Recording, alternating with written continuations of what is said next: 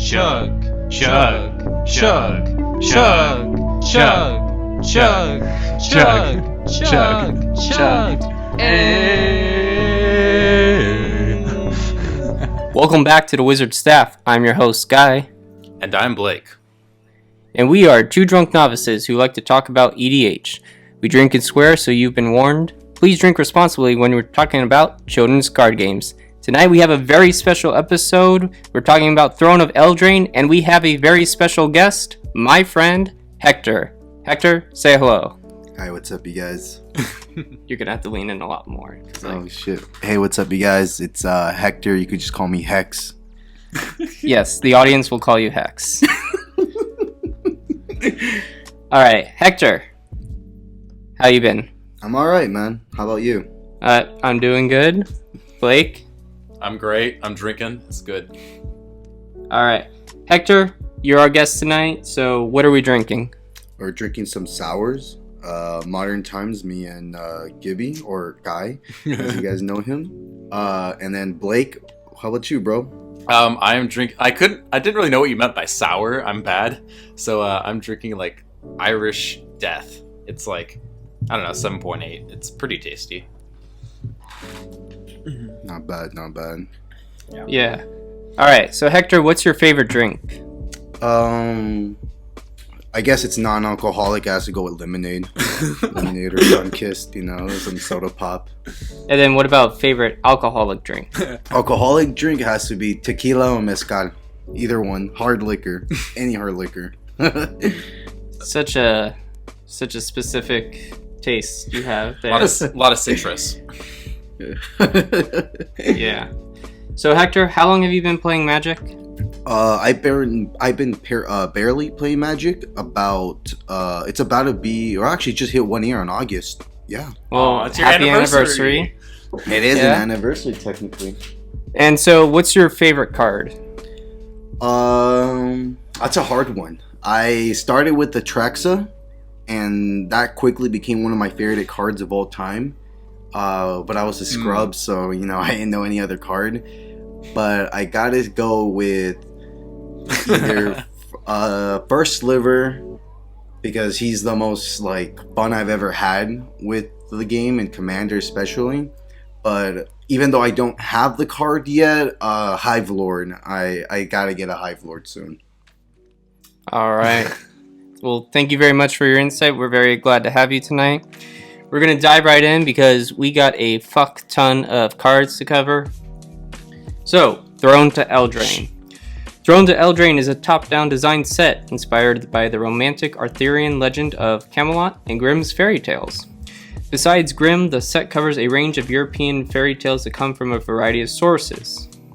Mark Rosewater stated that he has been waiting 10 years to make this, comparing it to the Lorwyn Shadowmoor block that had Erd, and being too true to the source material rather than hitting the tropes that players knew. In Throne to Eldraine, we got two new big mechanics. First, we're going to talk about Adventure. So some creature cards have a new frame that is represented with a storybook theme. On the left-hand side is an Adventure spell, which is either an instant or sorcery. So you can either cast the creature for the creature spell and disregard the Adventure spell if you want to cast the creature early game, or cast the Adventure spell and exiling it as it resolves, and then when it is exiled, you may cast the card again for its creature card. So for example, we have Flaxen Intruder, which as a creature costs 1 green, Human Berserker 1/2. Then it has the Adventure, Welcome Home for 5 GG. And a sorcery, create 3 2/2 green bear creature tokens. When Flaxen enters the battlefield, she has another ability. Whenever she deals combat damage to a player, you may sacrifice it. When you do, destroy target artifact or enchantment. So you can either cast it for a 1/2 creature for green, or get 3 bear tokens for 5 green. If you choose bears, then you exile it as it resolves, allowing her to go on an adventure, which means that she can be cast from her exile. You may cast her on the same turn that you cast the adventure spell, but if the spell is countered, then you cannot cast the creature, and the spell goes into the graveyard. So I think this ability is very unique to Eldraine, similar to how Sagas were unique to Dominaria. My initial thoughts are that they can be pretty versatile, which makes them strong since you have the option between creatures and spells, and especially during late game, you will often be able to do the adventure and then recast the creature almost immediately, since you'll probably have the amount of mana by that time. Blake and Hector, do you have any thoughts? To be clear, you can only cast the creature, or no, you cast it as like a sorcery or whatever, and then you can play the creature later, but you can't play the creature and then the sorcery, correct? That is correct. Even if you try and flicker the creature, you would have to return it as a creature. That's fine. When I think it's pretty using- neat. When using sorcery, is it exiled? So when you use the sorcery or instant part, you exile it as it resolves. So unless if it's countered, or if someone uses silence, for example, and you can't cast spells, you then exile the card instead of putting it into your graveyard, which means then at a later date, you can then cast the creature for its creature converted mana cost. Okay, so first the sorcery and then... Okay. We're in trouble. We haven't drank that much and we're already confused about it. It is something very unique to this set. It's something we haven't seen before. It's definitely blurring the lines between permanent types, which I'm sure everyone loves. Yeah. Yeah, it does blur the lines between permanent types. Mm-hmm. But no, I think it's good. The other main mechanic that we'll probably come into is Adamant. So there are 5 courts of 2 Eldraine that constitute the realm. Each color-aligned court is dedicated to a particular virtue, and each handsomely rewards those who demonstrate dedication to that virtue. To wit, new Adamant cards include bonuses, so if you spend at least 3 mana of a particular color of mana to cast them, you get a bonus. So you have the white court of Ardenvale, which represents loyalty, the blue court Vantress, knowledge, black court Lochwain, persistence, red court Emberth, courage, and the green court Garenbrig, strength. So I find this particularly strong in monocolored decks since all you'll have is that one color. This is one I can also see something that becomes a mechanic that Wizards could do in more than just this set. I understand that the flavor is that you are showing loyalty to one of the 5 kingdoms, but you can definitely use this in where a colors matter kind of set takes place. So there was also a new set of rare lands that came out and represent each of the castles of this realm. None of them particularly stand out except Castle Garenbrig. I don't know about future sets, but I think that there might have been opportunity for these lands to have been able to help out with the Adamant ability though. So maybe being able to filter 2 generic mana to then output 2 colored mana of some sort, but that's besides the point, and obviously since we don't know everything about the future of Standard, can't really say much definitively, but do either of you have any thoughts about Adamant? I think it's nice where, like, if it's almost like devotion for like sorcery is an instance, right? Kinda. So that's kind of how I view it. I don't know. It's like any other mechanic where when like a mechanic dependent on a new set, it's usually not relevant to Commander or EDH. So I'm kind of indifferent. Yeah, same here. Like Gibby said, definitely it would be cool to see it being expanded further on. But right now, I'm just not seeing a reason to use it as much in Standard and in Commander. So, do you play any Standard? I'm getting into it. I play a lot of the Magic Online game. Mm-hmm. I don't play the physical cardboard game, but definitely am getting more into the other formats of Magic. Like on Arena. Correct. Okay. All right. So now that we've talked about that, Blake, why don't you start us off with some of these new legendaries? And we got 19 of them. Yep, we got a lot to talk about, so strap in and shut up, because we're just going to go through this. So we're going to start off with Kenrith, the returned king. He's the buy a box promo. And and he is 4 white, legendary creature, human, noble, 5/5. He has a lot of activated abilities. Red, all creatures gain trample and haste until end of turn. 1 in a green, put a +1/+1 counter on target creature. 2 in a white, target player gains 5 life. 3 in a blue, target player draws a card.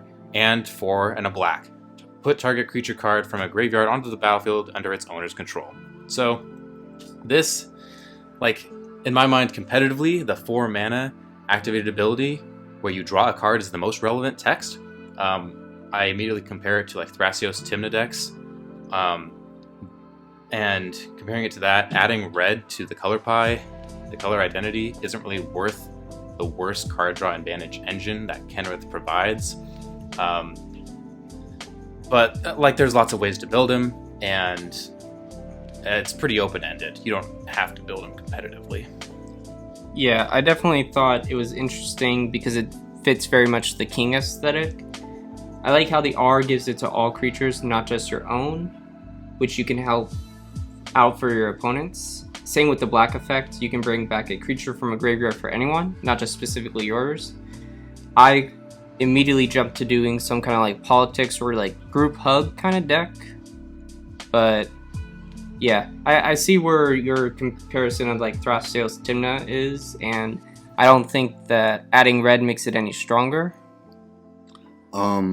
Yeah, I'm gonna say I really like this card. Jesus Christ.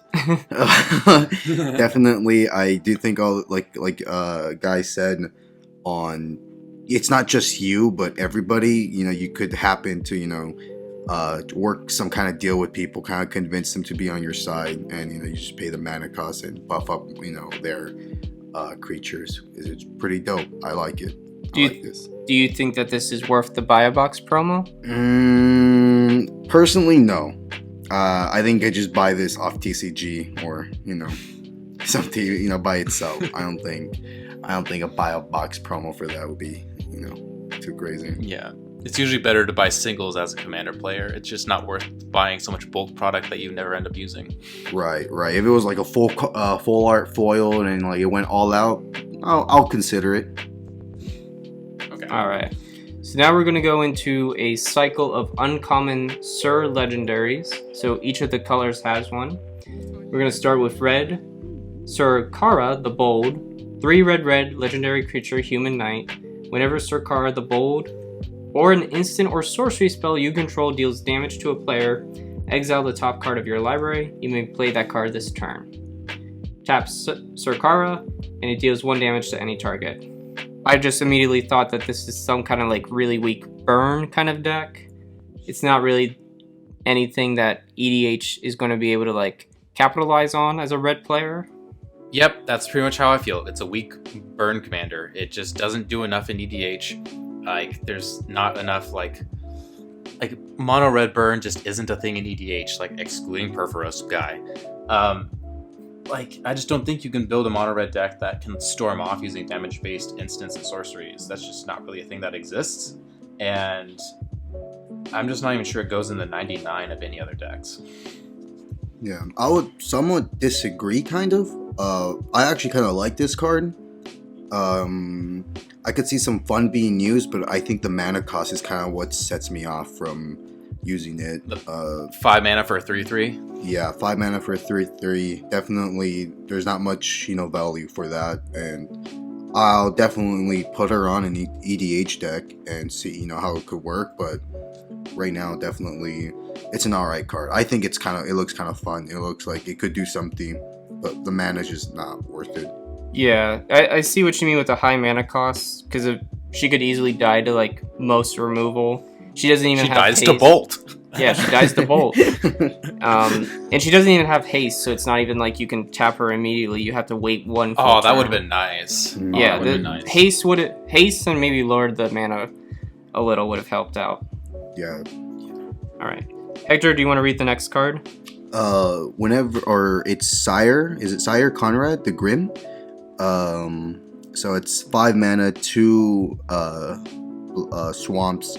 So whenever another creature dies or a creature card is put into a graveyard from anywhere other than the battlefield, or a creature card leaves your graveyard, Sired Conrad, the Grim deals 1 damage to each opponent. 1 mana and 1 swamp mana. Each player puts the top card of their library into their graveyard. And then 5/4 power toughness. 5/4 power toughness. So I would say it's a lot better than the red one. Yes. Definitely a lot better. Definitely worth the mana cost. I don't think you could go wrong with this one. This one's one of the more I can't find a word for it, but just the more, playable, yeah, more safe card to take for 5 mana. Yeah, I mean, you want your cards to be playable for sure. Yep. Yeah, I saw a pretty nutty combo where you have Basalt Monolith and Mesmeric Orb, and then you put Ulamog in your deck as well. So the idea is you tap Basalt Monolith for 3 mana, you untap Basalt Monolith for that 3 mana, you have Mesmeric Orb out, which then says that whenever someone taps a card, you put the top card of your library into your graveyard. And so you just tap and untap Basalt Monolith a ton, you put your whole graveyard into your deck, and then hopefully you just are able to deal damage to your opponents. And in order for you not to mill yourself, you run Ulamog or Kozilek, and then you'll just shuffle them all back in. And I feel like that's, even though, blue is the color that runs a lot of artifacts and artifact tutors, you have a ton of good black tutors who can just get you all these cards that you need. Yeah, I'll wrap it up by saying, yes, this kind of seems like a self-mill strategy. That's mono black doesn't have the best self-mill effects though, so that's the downside. There's the combo you mentioned, Guy, Basalt Monolith and Mesmeric Orb. That's kind of the combo version, and then there's the more glass cannon-y version where you play Morality Shift, where you switch your graveyard and your library, and you have 40 or more creatures in your deck, and you just one-shot all of your opponents. But that's really, if you mess that up, you kind of just screw the rest of the game. So I don't know. This is definitely better than the previous commander, and it even works in the 99 of a lot of black decks that do sack loop shenanigans stuff. So this is for better. Sure. Mm-hmm. All right, we'll talk about the next card now, because there's a lot of them. There's Sir Eleonora the Discerning. She is 3 blue, legendary creature, human knight, star, and 4. Its power is equal to the number of cards in your hand. When it enters the battlefield, draw a card, and spells your opponent's cast that target it cost 2 more to cast. I basically already forgot about this. The best I can think of is you have a massive hand, you make her unblockable, you use counter spells if needed, and win by using commander damage. That is the only thing I could think of for this card. It just doesn't have enough focus, doesn't do enough. I never plan to see it in LGS. Yeah, complete shit card. I probably will never use this. I think it would be a lot better if it said spells opponents cast that target, not you as a player. 2 more with cast would be a lot better than just her. Especially again, 5 mana.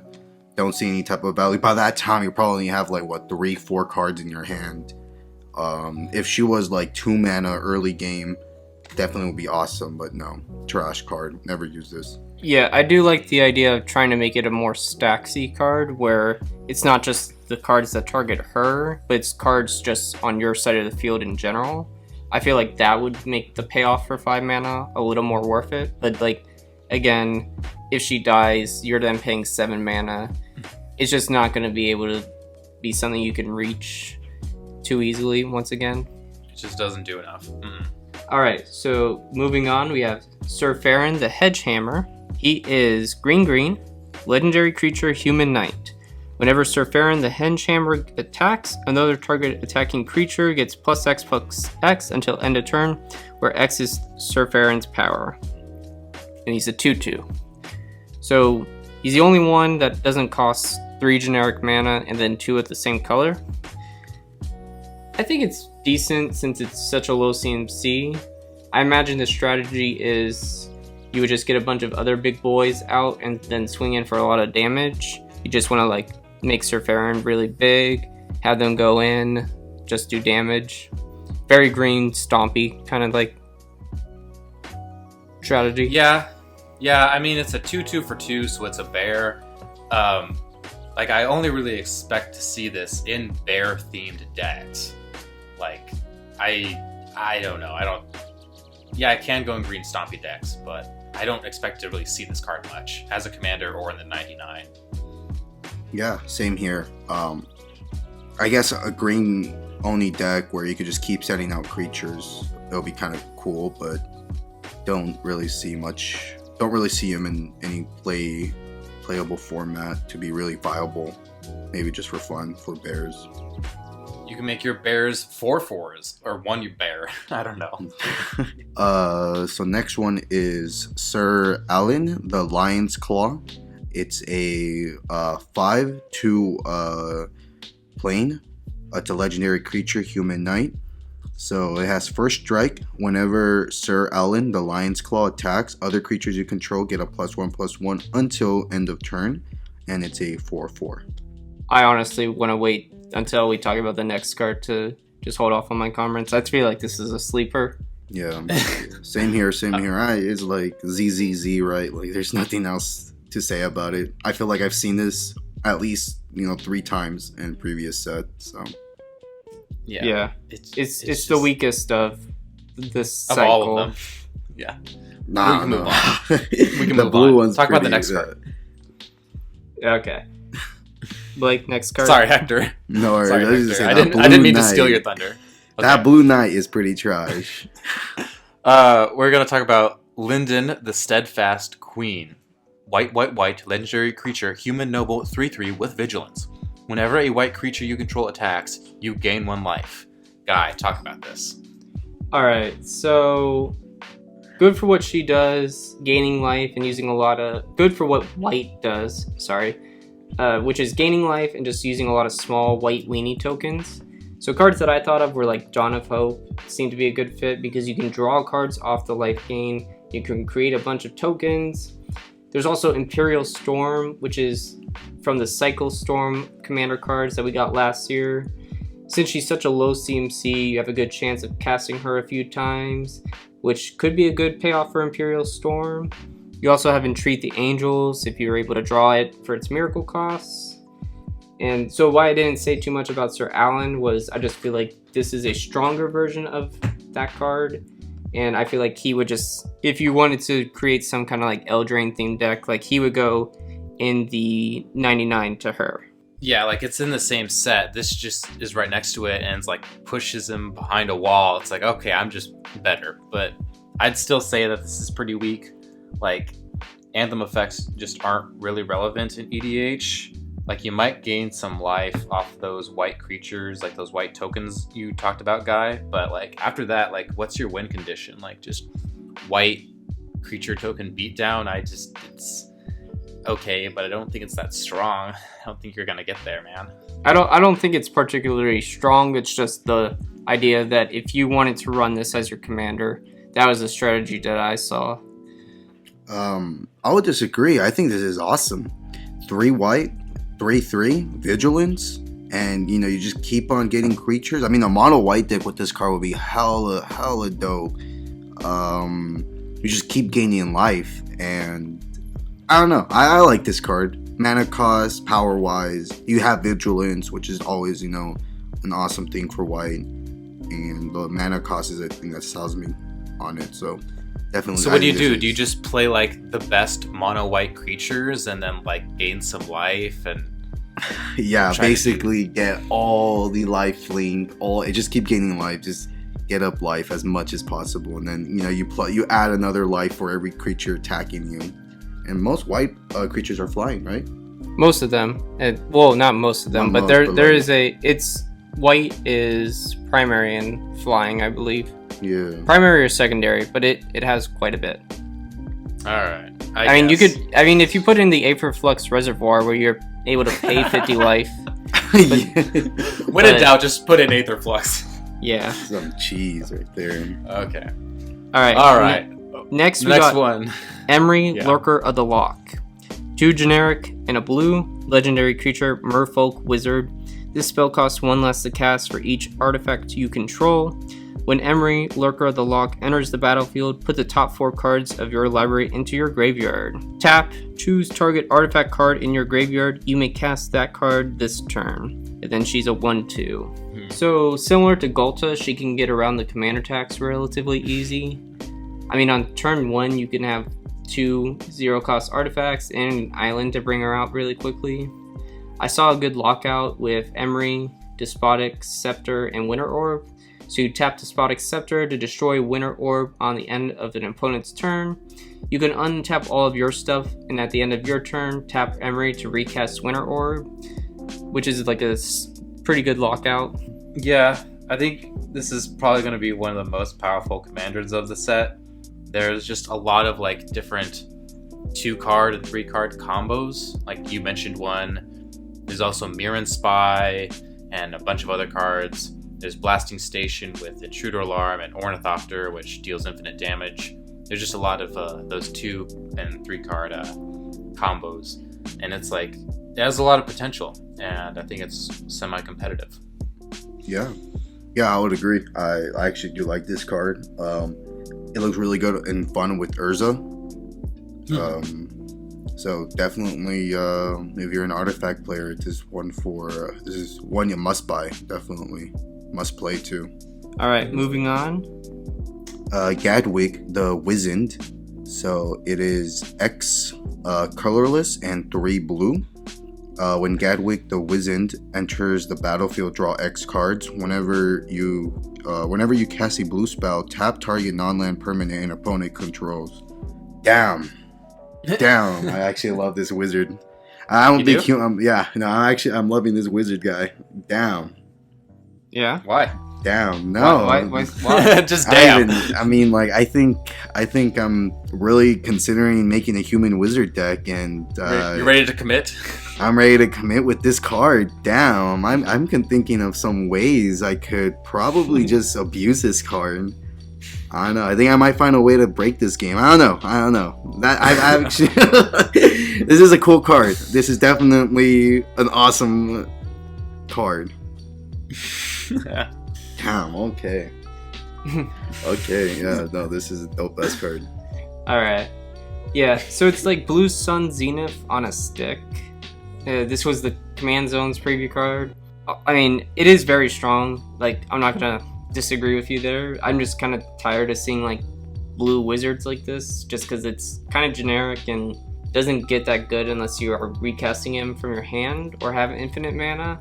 Like, what do you mean, guy? A blue wizard commander that draws you cards? It's not like there's ever been cards like that before. Yeah. Okay.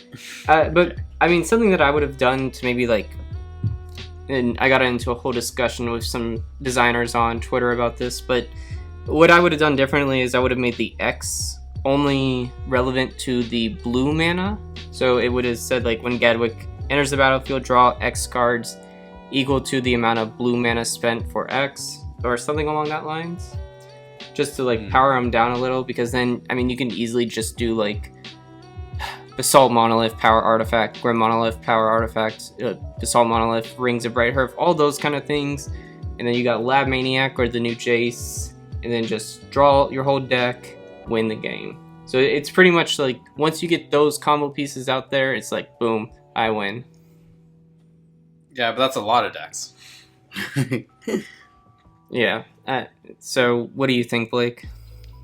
Like, I think it's fine. It's like, you either build it where you cast a bunch of mana and draw a bunch of cards, or you make it where you make infinite mana and draw your entire deck, and because you still have that infinite mana, you cast the Lab Band or that Jace Wielder Mysteries, and you win that way. Both of them are fine. Both of them are equally valid. Just kind of up to your choice. Just kind of, as always, the more competitive you make your decks, the more costly money-wise they're going to be. So be prepared to fork over that cash for that Power Artifact and Transmute Artifact and Grim Monolith. Yep. We did, guy. We'll move on to the black commanders. we're going to talk about Rankle, Master of Pranks, 2 black, legendary creature, fairy rogue, 3/3, with flying and haste. When it deals combat damage to a player, choose any number of the following.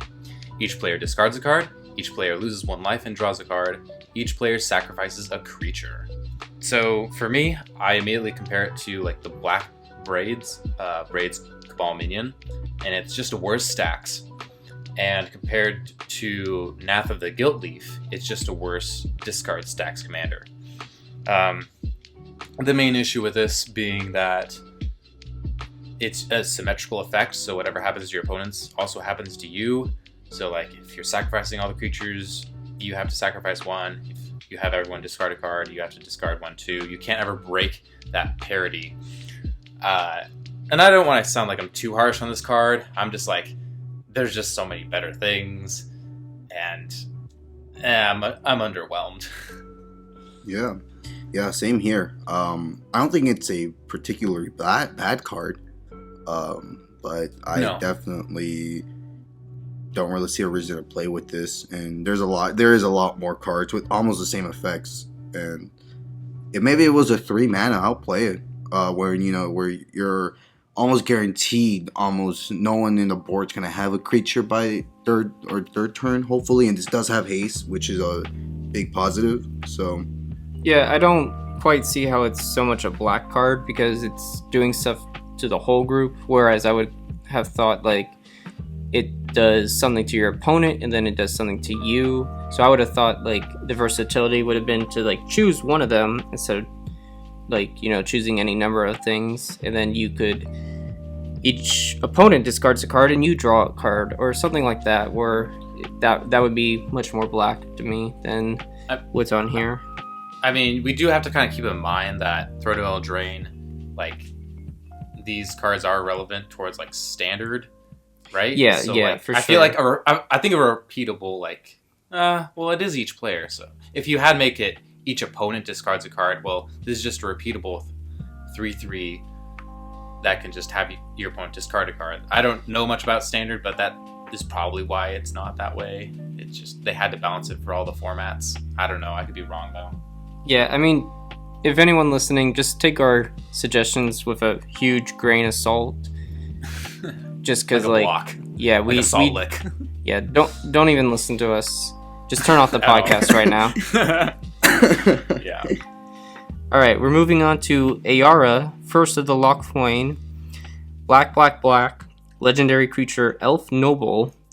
Whenever Ayara or another black creature enters the battlefield under your control, each opponent loses 1 life and you gain 1 life. Whoa, look at that. It does the same thing that I just told Rankle to do. You can tap, sacrifice another black creature, draw a card. 2/3. So I saw a combo with Carnival of Souls, Gravecaller, and just any sack outlet. So like Phyrexian Altar, Altar of Dimension, or Ashnod's Altar, which just means, drain all your opponents, because you can then recast cards to tap and untap Ayara to sacrifice Gravecrawler. He goes to the graveyard, you add mana, boom, dead. I could up you 1 on that one. Yeah. What's that one combo? It's the one where every time an opponent loses life, you gain life, and every time you gain life, the opponent loses life. The Sanguine Bond, and what's the other card? I can't think of it right now. Yeah, but I know what you mean. Yeah, this card, I mean, come on, like, for each opponent or each black creature enters the battlefield under your control. Wait, why would you need her, though? Because you just used those 2 cards already for that combo. You can put those cards in this deck for sure, but, like, she's, trying to, like, capitalize on the fact that you're sacking creatures. I see what you mean.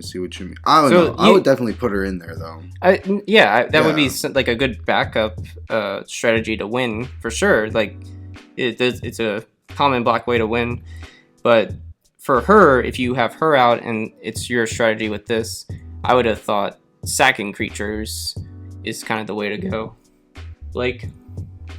Yeah, I mean, she's low CMC. She has a good static ability that is great in black, because black can do creature sack loops, so this can potentially be a combo piece. It draws you cards, potentially, if you need it. It's decent. I do want to say, like, Guy, you mentioned Carnival of Souls, and Carnival of Souls has, in my opinion, one of the best flavor texts on any card I've ever read. Let me read it to you. Deval, blast those elves. Deval, transport those troops. Nobody cares that today is my birthday. Wow.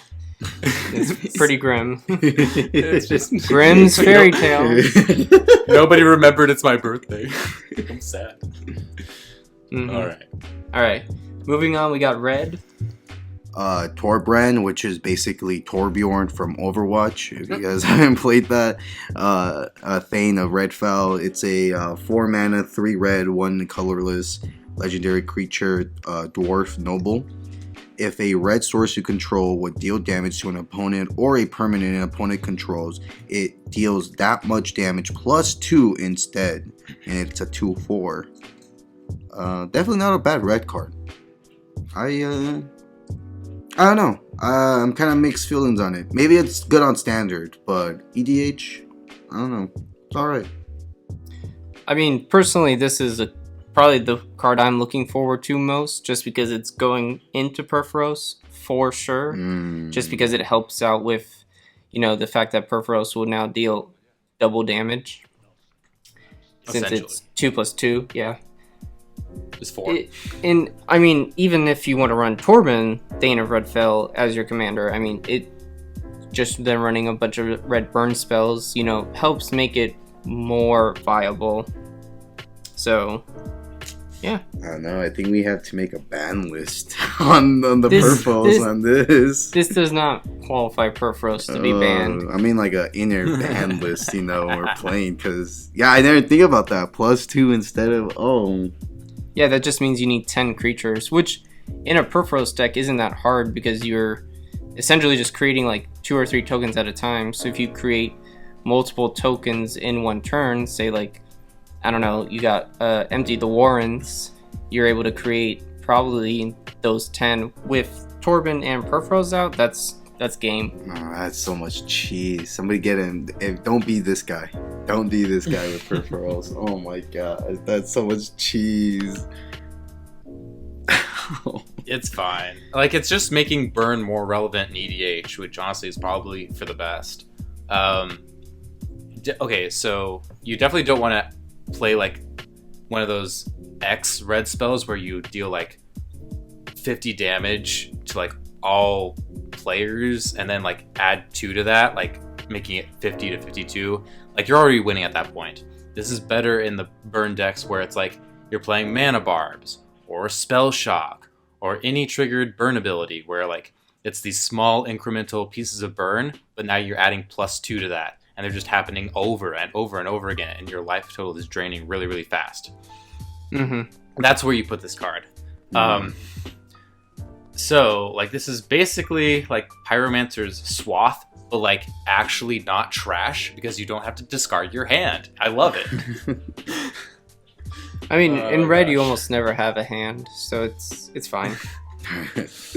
Rip. Okay. All right. Next card. We're gonna move on to the green commanders now. We're just going through. We have Yorvo, Lord of Garenbrig, green, legendary creature, giant noble, 0/0. When it enters the battlefield with 1/1 counters on it. Whenever another creature enters the battlefield under your control, put a +1/+1 counter on Yorvo. Then if Yorvo's power is greater than that creature's power, put another +1/+1 counter on Yorvo. So like you basically play creature after creature after creature to grow him bigger and bigger and bigger. And I don't know, you kind of make it a green +1/+1 counter deck, I guess. I don't know. Yeah. I mean, this is a card I would definitely run in my Galta deck, just because you're gonna make Yorvo really big really quickly because you just have a bunch of low CMC big green creatures. So definitely capitalizing on that for sure. And I mean, Doubling Season would be a good card. It's always a good card actually. So I think it's fine. I don't think it's a terrible card though. Yeah, I like this card. I think it's one of the better giant nobles I've seen so far. I'll definitely put this in my Hydra deck. Yeah, no, I love this one. I love +1/+1 counters. I love making creatures, big. So this is up my alley. All right, next we got Questing Beast. 2 green, legendary creature, beast. Vigilance, Death Touch, Haste. Questing Beast can't be blocked by creatures with power 2 or less. Combat damage that would be dealt by creatures you control can't be prevented. Whenever Questing Beast deals combat damage to an opponent, it deals that much damage to target planeswalker that player controls. And it's a 4/4. Jesus Christ. This thing has a lot on it for just 4 mana. And It does. I mean, in limited, this is just going to be like a huge card. I mean, there's no downsides other than it can be countered, but like that's a majority of cards already. It does seem like it'll be better in the 99 rather than building a whole deck around though, because I don't see like what exactly is the strategy, unless if you're running, I don't know, a bunch of fogs to like make sure your creatures don't ever get the damage. So okay, I mean really good, but like I don't see this as a commander card, a card as your commander. Yeah, I pretty much think the exact same thing. It's exactly what you say, Guy. I would disagree. Nah, I mean this guy is a monster. This guy's legit a beast. Yeah, he's like a monster. He's a beast. I would put him in the commander. I would put him as a commander. He has so much going for him, especially that. How would you build him then? Death touch. I'll probably make a tribal with beast. But is beast tribal a thing? Yeah, I mean I should be at this point. So I mean this card is dope. I see myself buying foil version of this. I'm not sure how much this will probably cost, but I definitely don't think it's gonna be like. I mean, it's a mythic, so it's a mythic. It says it right there. It is a mythic. Damn. He immediately takes it back. Not gonna buy this card. Not gonna make. About that. Now I see why it's a no. Beast tribal, not worth it. Oh shit.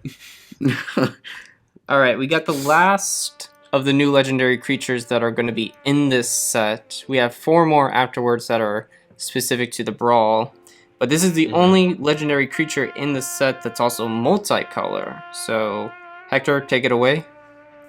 Grumly Gully the Generous. It's a 3 mana, 1 green, 1 red, and 1 colorless legendary creature. It's a goblin shaman. Each other non-human creature you control enters a battlefield with an additional +1/+1 counter on it, and it's a 3/3. It's cool. I was gonna say I would like to put this in a track sub, but it's a red, and I was like, wait. The one color she doesn't have. Right, the one color. So I'm like, yeah, unless I pull off another Nicol Bolas incident, there's no reason I would play this, but it's not a bad creature. I like it. 3 for 3/3 +1/+1 counters are always good. So yeah, I'll give this a 7 out of 10. 7? That's pretty high. It's a good card. It's a C. Oh, okay. Yeah, the persist mechanic immediately comes to mind because, if you have a sack outlet, you can sack the cards, and then when the card re-enters the battlefield with a -1/-1 counter, Grungully just, adds an additional counter so they cancel out, so you can continuously sack creatures to then just, have them enter the battlefield. So like Woodfall Primus, which destroys everything but creatures, but again, just deals damage to all your opponents at the same time, so that doesn't even matter. Yeah, so really anything with persist in a sack outlet. Yeah, so like pretty much I saw this and was like, oh, okay, it's like a persist abuser.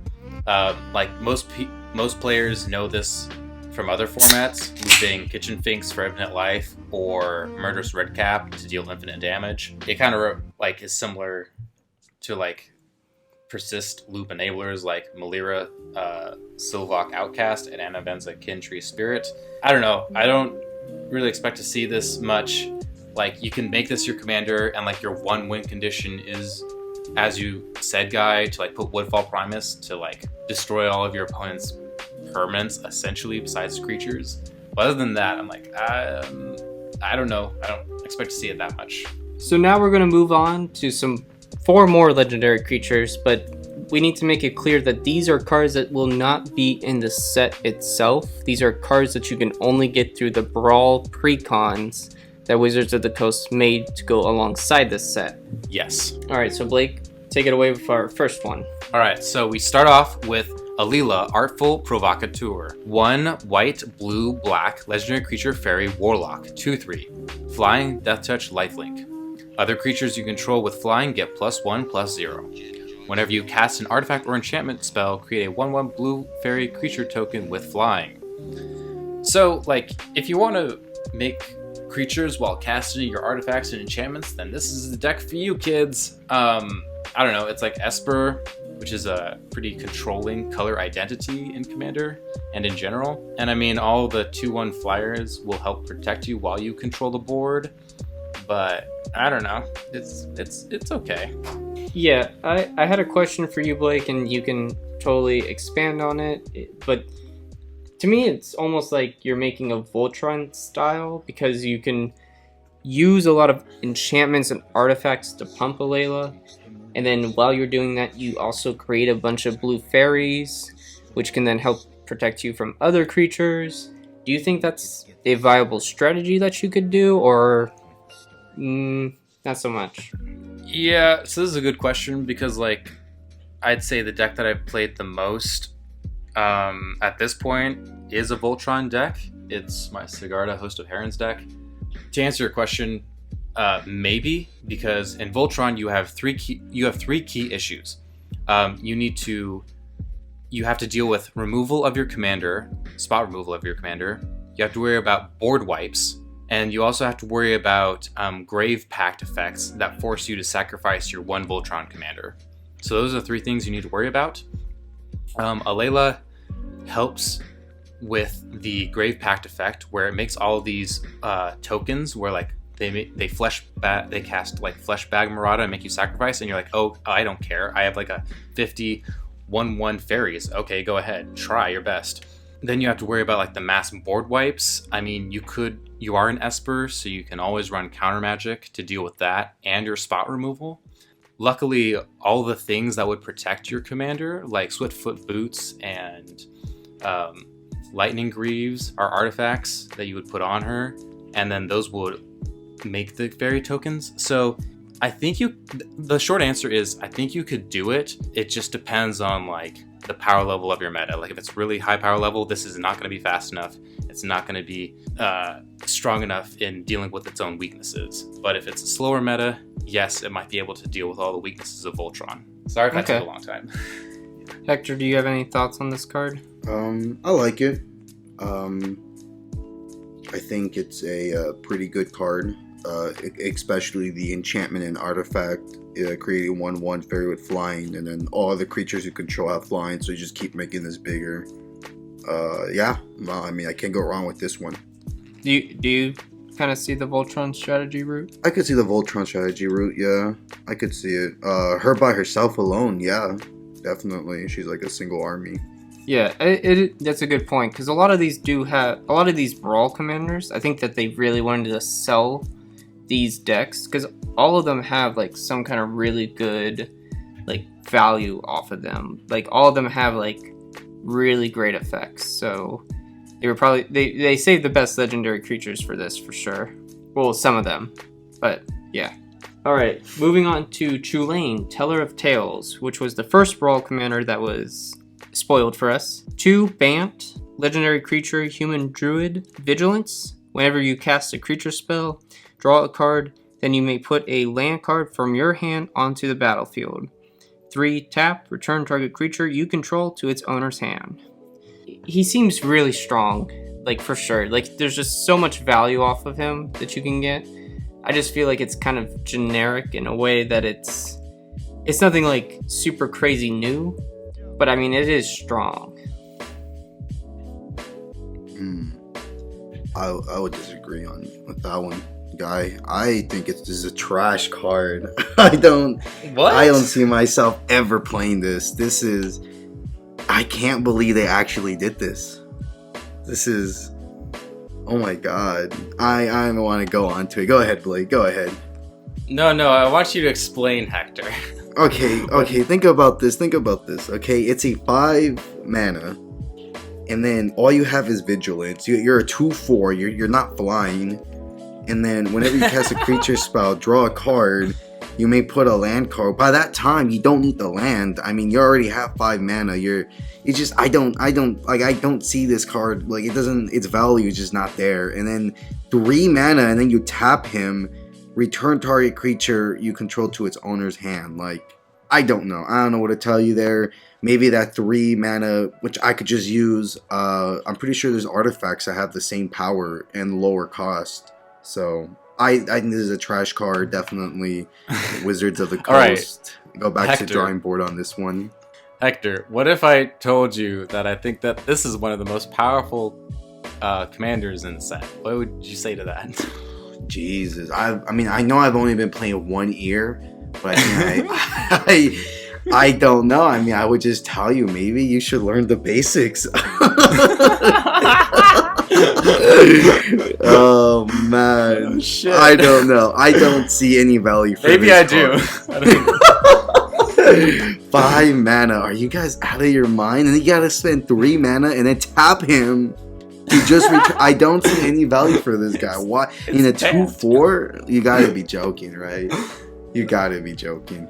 No. Oh my god, you're literally seeing these cards for like the first time. This is like live reaction for you. But you also gotta remember, like, most cards that I've seen, I'm like, okay, I could actually instantly think of a reason to use them. This, I see this, and I'm like, no, like, I'm thinking as hard as I can right now. Even as drunk as I am. Using or all not, 2 brain cells, ladies and gentlemen.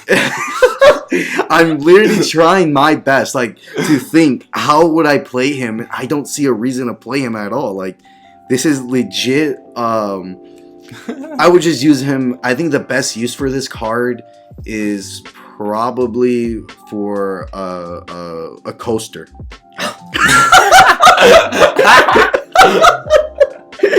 Wow, that's harsh. Honestly, guys. Even worse than the mono red commander. Yep. First one. Yep. Oh my gosh. I would say because at least that one was it a common or was it an uncommon? Uncommon, right? They have the audacity to call this a legend, an exclusive pre-con broad deck. I can't, guys. I can't make this up. I'm dying right now. I can't make this up. All right, let's go to the next one. I don't want to. No. Hector. I need to explain to you that, like,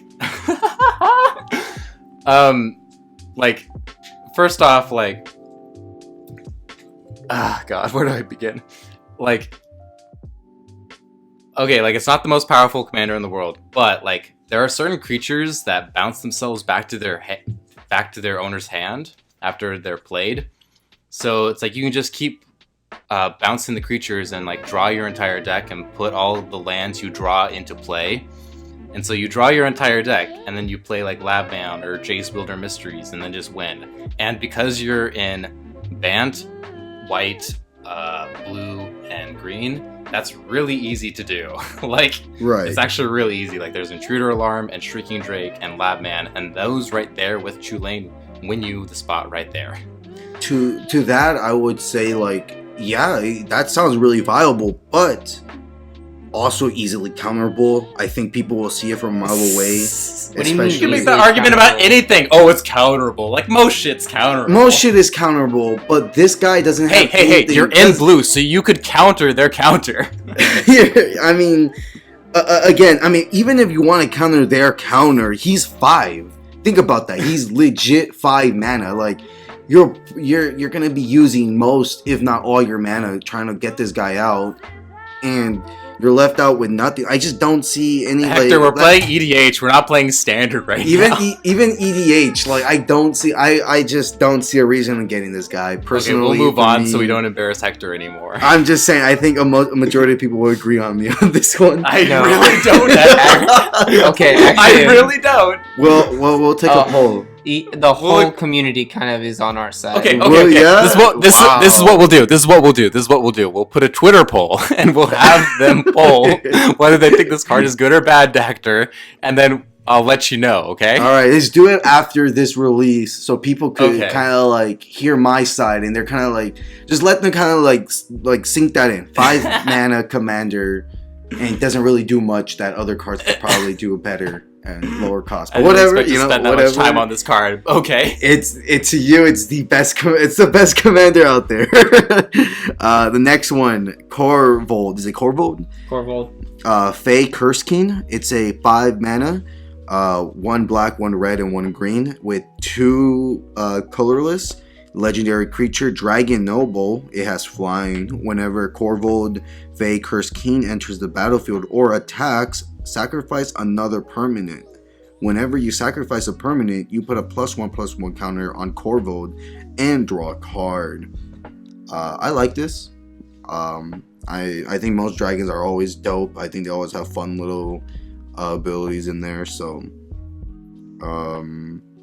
5 mana, 4/4 flying, and then the attacks battlefield or enters a battlefield, sacrifice another permanent. You know, that's definitely always a +1/+1. Give him haste somehow. I mean, it's red, right? There's enchantments that give double strike 2, which you'll have to sacrifice 2 creatures, right? So, or 2 permanents, which is also lands, right? It could be. It's not non-land permanent. Yeah. But I mean, I feel like that's the last thing you always want to sack. No. Okay. All right. I mean, you're definitely right. It gives you the chance to buff him and sack just a lot of your stuff, which means you want those cards that you're sacking to have some kind of like benefit when they go to the graveyard. So like World Spine Worm, which creates 2 creatures. Butcher of Malakir. So if you sack something and Butcher of Malakir is on the field, everyone else has to sack something. Or if you even sack Butcher of Malakir, everyone still has to sack something. Just makes Corvold bigger. And then, you know, take advantage of when other creature cards are sent to the graveyard. So like you have the Blood Artist, which will just ping everyone. Or ping one person, sorry. Or Dark Prophecy. You can put like ramp cards in with like Chromatic Star, Horizon Spellbomb, Necrogen Spellbomb, all those spellbombs. Food tokens are also really good, which is a new thing for Eldraine. This new Taste of Death card, which you sack 3 creatures as well as your opponents. So then you're just able to sack 3 food tokens. So I saw a very nutty combo with Corvold, Astronaut's Altar, and Animation Module. So you sack a creature, get 2 mana, use 1 to create a servo, then you repeat by sacking your new servo, and then you create 2 more mana, which then with Animation Module you can pay 1 to create a new servo, and it's just an infinite loop to make Corvold super big, and then you swing in for commander damage. Not bad. Not bad. Yeah, I'd say this is decent. I feel like that's like one of my favorite words to describe a commander is decent. But like the trick is to draw into more advantage than the permanents you are sacking in the first place. So it's like best to sacrifice permanents that make mana or draw cards when they're sacked, and then you'll at least always get the draw in addition to that. At first glance, like whenever you sacrifice a permanent, you're like, oh, I don't want to sacrifice my own permanents. Like that's bad. Like I'm losing stuff in relation to my opponents. But like you can, if you do it right, I feel like you can create more advantage from the sacrifice. Right, and then isn't there a card that you could play land from your graveyard? Well, Crucible of Worlds. Crucible, right? Yeah. So if you really had to like come down to sacking your lands, but I feel like that's desperate. Like, you're already losing at that point. You're already losing at that point. You'd rather have the stuff to sack that gives you the ability to like profit off of the sack. Right. But I mean, Crucible of Worlds not a bad card, like for sure. Yeah, but if you're like planning to use it, like you're already planning to lose. That's all I have to say.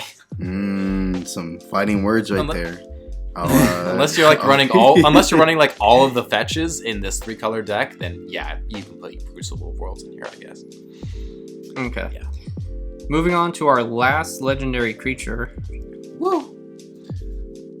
Yeah, so we have Sir Gwyn, Hero of Ashvale.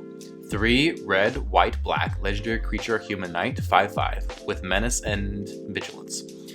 Whenever an equipped creature you control attacks, you draw a card and lose 1 life. Equipment you control have equip knight 0. So that means all the knights you have in play, they have an equip cost of 0. Yeah. Guy, I think you have a little bit more to say about this, so why don't you just start?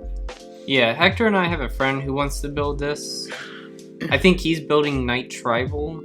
I see this as a Voltron style, since you can pretty much cast equipment and then put it onto Sir Gwyn for free. Like Vorak Battlehorns would then make Sir Gwyn unblockable because she has Menace, so you wouldn't be able to use more than 2 creatures to block her. There's also this really pricey old card called Yin Shao, who's actually based off a real person. Fun fact. But that would also make her unblockable. Voltron is the style I saw, just because I feel like since she is a knight, you can just put all of your equipment onto her really easily. So, yeah.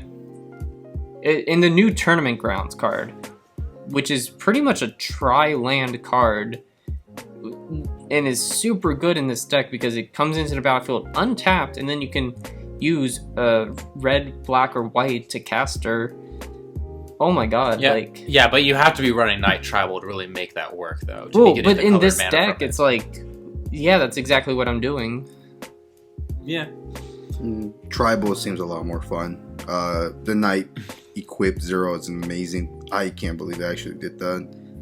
It sounds ridiculously strong on a Knight's Tribal. So you think which one do you think is stronger, Knight Tribal or Voltron? Or Beast Tribal? Or Beast Tribal? I'm gonna have to go with Knight's Tribal. Knight Tribal is stronger? Wait, well, this card is stronger in a Knight's Tribal deck. Well, my question is, if she were your commander, which way is stronger? Building a Voltron style with her? Knights. Or the Knight Tribal? The Knight's Tribal. Okay. Definitely. No questions asked, no debating about it. I just think that Knight, especially with some of these Knights coming out, that's just ridiculously strong. I mean, you could probably make a good argument for that, but we got quite a lot of more cards to talk about, so I think either are viable for sure, though. Either one is pretty viable, yeah. The one thing I do want to say about this, if the equip wasn't limited to knights, I would care more about this card. It would have just made it a little bit more powerful, which I would have personally wanted. And I immediately compare it to the mono white commander, Balin Wandering Knight, which when you compare the two, they're kind of the same thing, where you cast them turn 6 and attach all of your equipment to your commander. This is assuming you're going Guy's route and you're making a Voltron build. And Gwyn does cost more. Gwyn costs 6 and Balin costs 4, but like I said, comparing these two, you cast them on turn 6 generally and attach all your equipment to them. Gwyn is black, so it gives you more card draw, which mono white really, really sucks at, a lot. I don't know, if you actually look at the online secondary market, this is pretty much, if you judge price based on popularity, this is equally as popular as Chu Lane right now, I think. So we'll see what happens in the future. But I expect to see this card in LGSs because I think a lot of people are planning to build it your way or Knight Tribal, honestly, or a little bit of both. I think you're both right. Thanks, Blake. All right, Hector, I know you're really excited to talk about this next card, so I'm gonna hand it off to you. Yeah, Oko, Thief of Crowns. It's a 3 mana, 1 Crowns. blue, 1 green. Oh, Crowns? Yeah. 3 mana, 1 blue, 1 green, 1 colorless. Legendary Planeswalker. Oko. So +2, create a food token. +1, target artifact or creature loses all abilities and becomes a green out creature with base power and toughness of 3/3. And a -5, exchange control of target artifact or creature you control and target creature and opponent controls with power 3 or less. And he enters the battlefield with 4 counters. Which is basically close to its -5, which is pretty good. I'm not very familiar with food tokens. I haven't made myself as familiar with them, but he looks like a fun planeswalker. Definitely not a meta worthy, not nothing crazy, but definitely looks like if you could, set him off early on in the game, you could have a pretty good chance of kind of messing around, having fun against your opponent. Yeah, it's the only planeswalker we're going to talk about. I think it's the only one that's actually kind of relevant. Yeah. His ability can allow you to turn one of your opponent's creatures, which could possibly be their commander, into an elk. And it doesn't even end at the end of the turn, which is super important. And then you can take it away from them. So it's kind of like a Darksteel mutation with the added bonus of then being able to have it on your side of the field.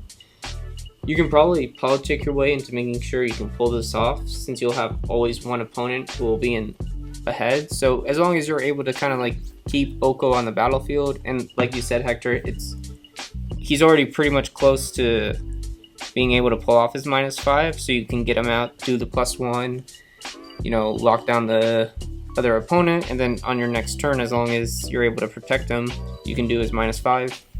Yeah, so I'll just kind of add my thoughts really fast. If anyone has listened to this podcast long enough, you know that I am not the biggest fan of planeswalkers in EDH. War of the Spark was pretty much the only time I really, truly cared about planeswalkers. That's pretty much true.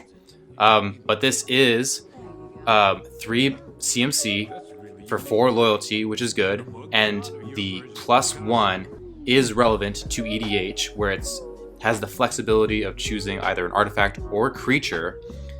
That flexibility is relevant, and it sort of like lignifies. I wouldn't say, Guy, you compared it to Darksteel Mutation. I'd say Darksteel Mutation is too good because it makes it indestructible, so they can't chump block and have it die and recur it later. This is more like lignify, where it just kind of turns it into something useless.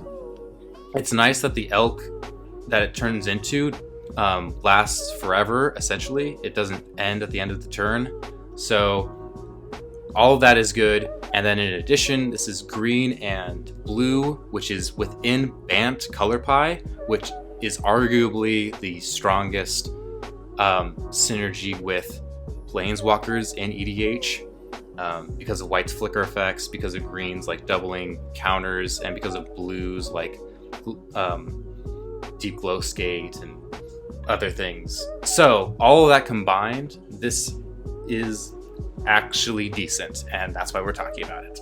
And yeah, there's 2 others, but we're gonna forget about them. We get Garrick returned, which was pretty cool, and then we got the Royal Scions, Will and Rowan. The only thing cool about Will and Rowan is it's 2 planeswalkers on 1 card, which is something that's never been done before. So we have talked about all of the commanders. We have talked about planeswalkers. Now we're kind of gonna get into like the more of like the 99 stuff you might see in the main deck, and we're gonna start off with colorless. And what better way to start off than with Arcane Signet? It is 2 colorless and an artifact that says add 1 mana of any color in your commander's color identity. Honestly, like, I know there's a lot of like arguing in the community about this card. It's just a mana rock. It's a mana rock that's good enough to be put in most casual decks, and it might make the cut for some more competitive decks. It's basically a better Felwar Stone. I think people are like a little bit overly concerned about this card in terms of, from a power level perspective.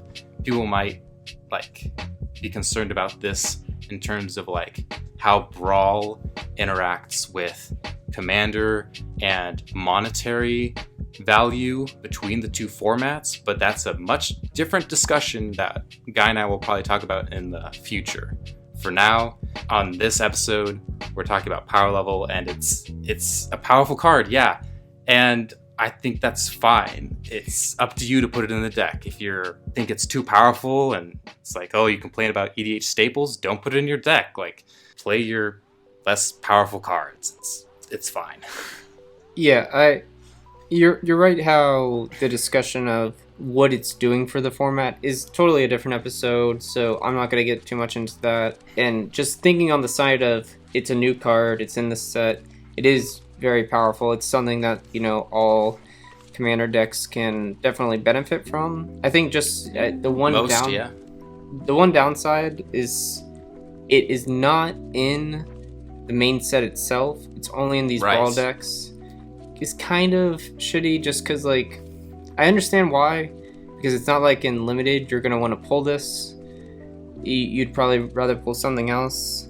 It's going for a high price, but it's something that, you want more access to, and unless if you're planning to buy one of these brawl decks, it's already a $30 card, which... Yeah, well, you're kind of getting into, maybe a future episode here, Guy. Yeah, so yeah. I'm just going to stop there. Yeah, Hector, you got anything you want to say? It's okay. I don't see why anyone would even have any reason to argue. It's a good card. That's it, really. That's all I gotta say. It's really... I mean, you could pull it if you had it early on. It's your first 7 card, and you had Soul Ring in there. Land, Soul Ring, bring this in. That'll be dope. That's it. I mean, yeah, that's super dope. Yeah, just getting more into the conversation, it just has to do with its availability, which is, I think, the issue with the card. But future topic, not going to get into that right now. We're going to move on to the next card. All right, Tome of Legends. It is 2 generic mana, artifact. When Tome of Legends enters the battlefield, it has a page counter on it. Whenever your commander enters the battlefield or attacks, put a page counter on Tome of Legends. 1 tap, remove a page counter from Tome of Legends, draw a card. So this is another card that's only found in the Brawl decks. So not going to really get into the playability or the availability of this card. But it's actually decent. It replaces itself. It wasn't a card that I really gave too much thought to until Blake wanted to talk about it. Did you think about it more? I thought about it a little more, and I think, okay, in maybe a mono white deck, this could help out a lot, but you would just need to make sure that you have a low CMC mono white commander. I'm not going to run this in Avacyn because she costs 8 mana, and just the fact that, it's not going to be a great payoff for me. Hector? I like it. I think one of the problems I have with most of my decks in EDH is drawing cards, because usually I only draw 1 card every time it's my turn, and I always have a problem trying to get the next best card that would help me. So definitely I think this is a great helping hand for me personally. For 2 mana, it's awesome. Definitely something to keep in mind when thinking of what I want to add, for what type of artifact I want to add. So I like it. Okay. Yeah, Hector, you and I can talk more after this podcast, but unless you're in mono white or Boros, which are colors that generally struggle to draw cards, I feel like you can usually get card draw. So that's what this card's mostly for, I think. But so we can talk after this podcast. I can help you draw some cards, man, if you want. You know what? Maybe once the next time you're coming up, you haven't seen my Slivers deck. I think you should really meet Slivers. I mean, I'll have to save up for a bit to fly out there, but we can always just talk over the phone sometimes. Okay. All right. We're gonna move on to black, right? Yes, black. All right, Wish Claw Talesman, 2 mana. I love low mana cost cards. 1 black and 1 colorless. It's an artifact. Wish Claw Talesman enters a battlefield with 3 wish counters on it. 1 mana and tap the card. Remove all wish counters from Wishclaw Talisman. Search your library. Remove a wish counter. Oh, remove a wish counter from Wishclaw Talisman. Search your library for a card. Put it into your hand and shuffle your library. An opponent gains control of Wishclaw Talisman. Activate this ability only during your turn. I like this card. It's pretty useful. It's almost like a little cool tutor you could have.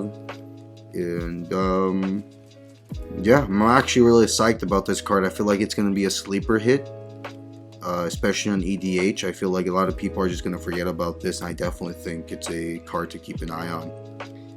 Yeah, it kind of reminds me of the Scheming Symmetry card that came out in Core Set 2020, where you Vampiric Tutor and an opponent can Vampiric Tutor. I think this card is it's good because I think it's what exactly the black tutors, but it's doing something else that black hasn't done, which is kind of like helping out your opponents. Two things that I thought of. One, this should go in your Omnixilus Unshackled deck, because then you give it to an opponent, and then if your opponent searches their library, they lose 10 life, so it sucks for them. Or what you do is tap it, you find a card. You don't reveal the card to your opponent because you don't have to. Then you give it to an opponent, and you kind of like politic your way with them. Then if your opponent gets something super strong, the card that you originally got was some kind of like counter spell. So you give it to your opponent to make sure that they give it back to you once Wishclaw's ability is over. So then you essentially get to use the third wish counter, and if your opponent tries to use some really strong spell, you have the counter spell that you originally found with it. Does that make sense? It seems a little bit convoluted, but yeah, you can do that, I guess. Yeah. It's more of a perfect scenario. Mm-hmm. From my perspective, I kind of view it as like your budget EDH player. You can't afford the like Vampiric Tutor that's like $60 right now or something like that, and Demonic Tutor, which is like at 30. You play this instead. That's kind of what I view it as. All right, next card. All right, so we're going to talk about the Cauldron of Eternity. It is 10 and black. But hold on there. It's a legendary artifact, and this spell costs 2 less for each creature card in your graveyard, so don't worry about that high CMC too much. Whenever a creature you control dies, put it on the bottom of its owner's library, and then an activated ability of 2 and a black, tap, pay 2 life, return target creature card from your graveyard to the battlefield. Activate this ability only time you could cast a sorcery. I just wish it didn't have the middle text line where you have to put creatures that die on the bottom of your library, so you could just... I just want this to be a little bit more powerful. Maybe that's a bit too strong to ask, but I just want a really strong card. This seems pretty great in recursion. In Mark Rosewater's words, the card would be broken if that were the case. I roll. Shut up. I don't know about you, Blake, but I think this has to be the best card in the set. No, I'm not lying. When I first saw this card, I know you could... Like, I was just thinking, man, I could break the game. When you first saw this card 10 seconds ago? No, actually, I know. I've seen this card in one of the chats that I have with a guy, and somebody shared this, and I looked at this. I was in class, and I was rolling, bro. I was like, whoa, this card right here, there's so much. I could do so much with this card. I mean, honestly, I'm glad they made it 12. I think that's the most balanced way you could do it. It's an amazing OP card. There's no other card better than this one. Hands down, no cap. I don't know. I just really do think that we have to have a chat after this, because I could teach you a few stuff. All right. Yeah, like, no, I don't disagree with you. Like, I think it is a pretty strong card. It's just like, it sucks like to have your creature die and then it's shoveled back into the bottom of your library, so you can't then use the cauldron to recur it. That would be so much fun. It's like, you're never getting rid of this creature, you dumb idiot. But I do understand why that middle line of text is there. because in EDH it is pretty easy to fill up your graveyard. Maybe not as easy as other formats, but it's still pretty easy. And I mean, I guess this is another way to also protect you from milling, or type of deck that, or an opponent that mills you, right? Like, I think this is one of the better cards to protect you from that, or kind of like go against a guy playing or a person playing a mill deck. So personally, I love this card. I really cannot wait to get this one. I'll definitely have to get this foiled if I don't get it on pre-release or on my pack. All right, you let me know how it goes. I'll let Guy know. Guy will tell you. Mm-hmm. All right. Blake, I'm gonna let you talk about the next card, and then I'll pick up right after that. Just because, like, Okay. this next card, I'm like, okay. All right. Yeah. Is this that spirit thing all over again? No. Oh my god. Okay, the spirit thing I will admit was probably a mistake, but like, not this one. Okay, so like Chittering Witch is 3 and a black for a creature human warlock 2/2. When it enters the battlefield, create a number of 1/1 black rat creature tokens equal to the number of opponents you have. And then it also has an activated ability of 1 and a black, sacrifice a creature, target creature gets -2/-2 until end of turn. So, the reason I bring this up, like, I don't have that much to say about it, but there are certain sack loops where you can recur her over and over and net infinite mana, and that second ability is pretty decent, where like you pay, like, say 4 mana and sacrifice 2 creatures and give something -4 or -4. That kills a lot of things in EDH. It's decent. It's like kind of comparable to like Sengrir, Autocrat, in terms of being sack looped over and over. And I think the art's pretty funny. It's like this crazy old woman with a bunch of like rats and chipmunks on her or whatever. It's kind of funny. All right, we can move on. Yeah, Hector, did you have anything you wanted to add to that? Nah, not an interesting card. Thank you. All right, so next is True Love's Kiss. 2 white instant. Exile target artifact or enchantment. Draw a card. So there are a lot of 4 mana white cards that do this exactly. Some even for 3 CMC. This one has the additional benefit to drawing a card. So I just wanted to think, is it worth it? Return to Dust is the same card. Has the benefit of exiling up to 2 permanents, but you have to cast it on your turn, which could still be relevant, but like a lot of the times you want to do it on a different player's turn so you can get the benefit of exiling 2 things. But the card draw is kind of what drew me to this card, and it's a card that I would definitely want to run.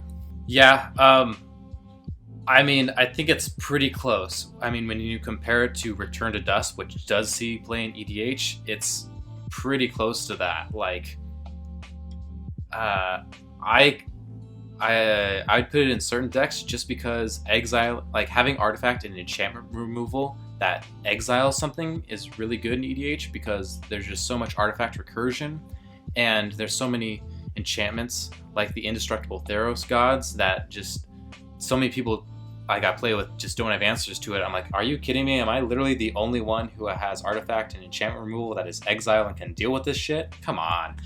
So for that reason, I want people to play this card, because I'm tired of being the only one who has an answer to it. It's one I could definitely see being more prevalent soon, especially if we're going back to Theros after this. And if they do the same thing where they create a lot of legendary enchantment creatures that happen to be indestructible, this card's going to actually be pretty useful. So I think it's one that you should pick up earlier than rather wait. Yeah, I mean, I think it's an alright card. It's an instant. 4, I really just like its art. I mean, True Love's Kiss, how adorable that is. It's pretty dope. Fun fact, but it is the first card that said love on a Magic card. For real? For real. Love within the title. I had no idea. It's just something I happened to read somewhere. Now I have to buy this foil. Yeah. is that your answer to everything, Hector? Just, I have to buy some foil now. I think that's when you know it's an interesting card. Is like, okay, I have to get a foil. For the memes. You don't need a ring. Just give her this magic card. All right, Hector. Next card. All right, Hushbringer, a 2 mana, 1 white, 1 colorless creature, fairy, flying, lifelink. Creatures entering the battlefield or dying don't cost abilities to trigger. It's a 1/2. I mean, for a fairy, it's actually pretty good. Creatures entering the battlefield and dying don't cost. So I mean, there's a lot of annoying cards. To one that could. I guess one that's top of my head that's pretty annoying. It's the Butcher. What's that guy's name? Butcher Malakir. Right. When he dies, you have... Will that combat his... Right? Yeah, it would, right? And then Zakama, it's especially... This would be a great card against Zakama. And also, I mean, the art is just beautiful. I mean, those lips... It's just like so... I don't know. I think they went all out on the art on this one. Do you want to kiss this card?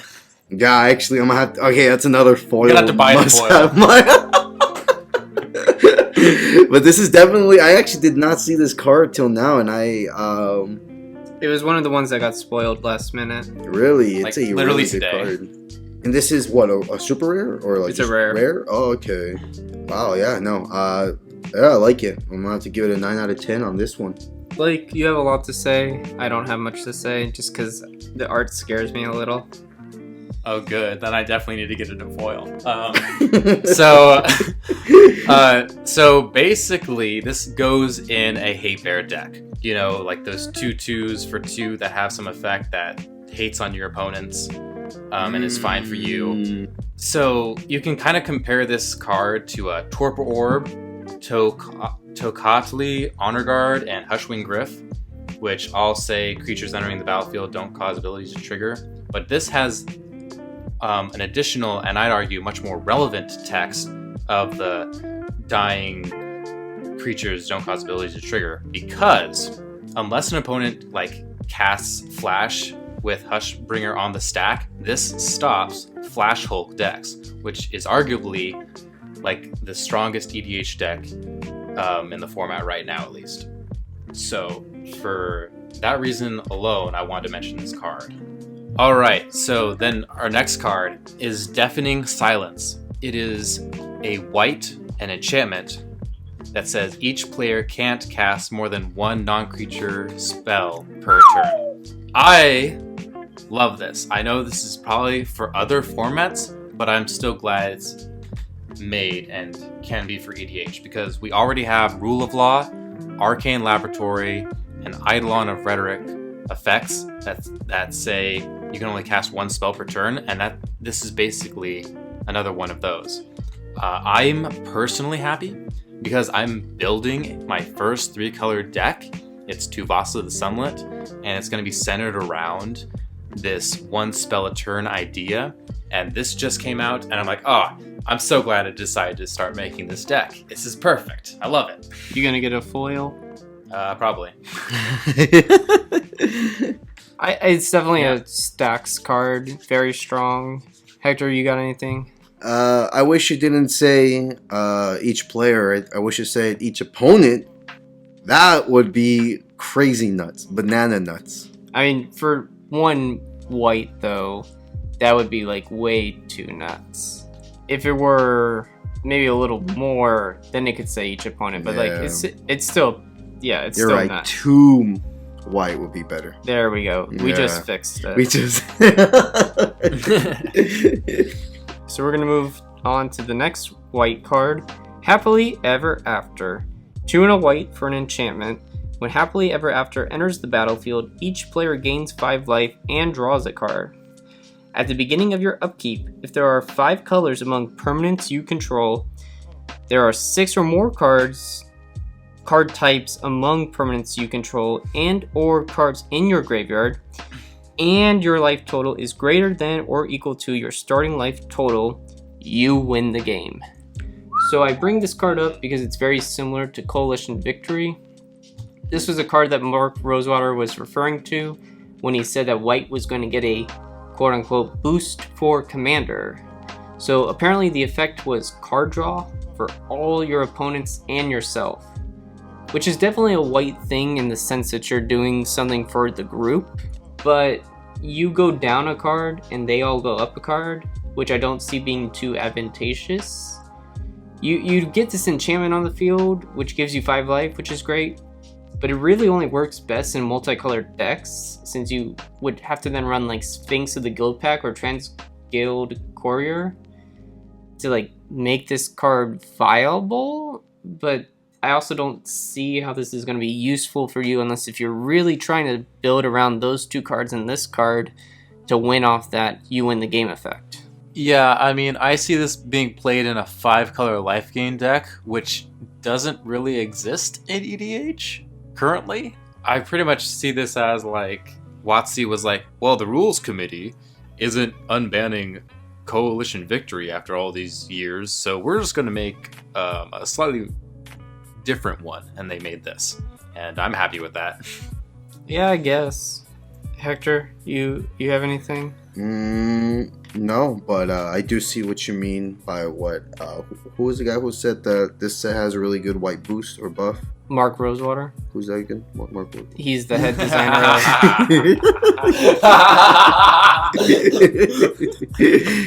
but you kill me, Hector. You kill me. But I do definitely think it's a really good white card, and I am not excited to play against it. I do feel like it's going to be one of my new annoying, like one of those cards I like, roll my eyes over, kind of like Perforos, kind of like Land Destruction is like, oh, this guy, you know what I mean? But shut the fuck up and just move on to the let's next go on card. to the next one. Do I talk on this one? Yeah, Beanstalk Giant. Beanstalk Giant, 6 colorless, 1 green for a total of 7 mana. It's a creature giant. It is one of those adventure mechanics on it. So it's so for its sorcery cost, it's going to be 3 mana, 1 green, 2 colorless. Search your library for a basic land card, put it onto the battlefield, then shuffle your library. And then Beanstalk's Giant's power and toughness are equal to each number of lands you control. Definitely a cool card. It's another, your generic green big monster cards, but with an added benefit of the adventure mechanic, which I kind of like his sorcery. It's a cool little ramp. And then it also doesn't come in tap, so you could always use it for something else you want to. Yeah, I think that's the important part on the adventure mechanic, and green. This is all what green is about. So, getting a bunch of lands. I think this is probably the most relevant adventure card that I've seen. It's not the strongest for EDH by far, but it's pretty good.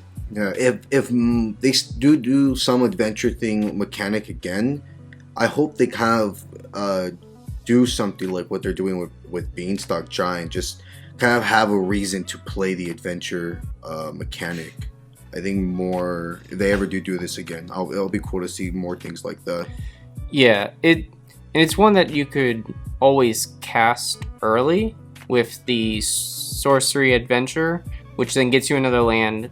Or in the late game, it's one that you could totally do by casting the adventure mechanic, then almost immediately being able to cast it for its creature cost, because late game EDH, you're gonna have a ton of cards, ton of lands on the field if you're playing green. So I think it's one that can definitely take advantage of being used almost immediately. Overall, it's a great card. You know what? I gotta give it a Wizards. They actually did it. They did it good. It's not something we've seen this before, but with the adventure mechanic, it's unique in its own way. So I gotta give it a Wizards. They outdid themselves on this one. They deserve a. This is the card that Hector thinks Wizards really did it. I really do think they outdid themselves. It's something unique. Yeah, like if you've already played your Rampant Growths and Nature Lore, and then you've also played your Cultivates and Kodama's Reaches and are looking for even more ramp, here we go. Fertile Footsteps. I couldn't say any better. There it is. Go out and buy this card right now with foil. Well, you can buy the showcase version, which is something we didn't really talk about, but it's the storybook art that you get, where it's like a Grimm's fairy tale kind of looking thing. So buy that. But worth it for this giant alone. All right, moving on, Blake. Why don't you talk about the next green card?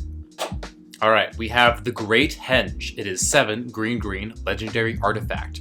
This spell costs X less to cast, where X is the greatest power among creatures you control. Tap, add green, you gain 2 life.